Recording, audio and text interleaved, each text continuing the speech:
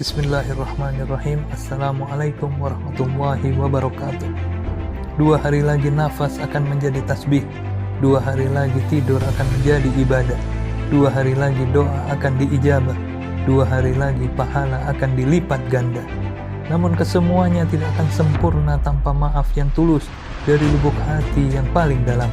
Izinkan kami memohon maaf untuk lisan yang keliru, janji yang terabaikan, hati yang berprasangka, dan semua sikap yang menyakitkan. Tegur kami jika kami mulai sombong, tegur kami jika kami mulai angkuh, tegur kami jika kami salah. Sebab kami masih butuh ikatan persaudaraan di hari ini dan hari esok, baik di dunia maupun kelak di akhirat.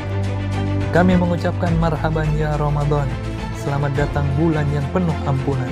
Mohon maaf lahir dan batin. Wassalamualaikum warahmatullahi wabarakatuh.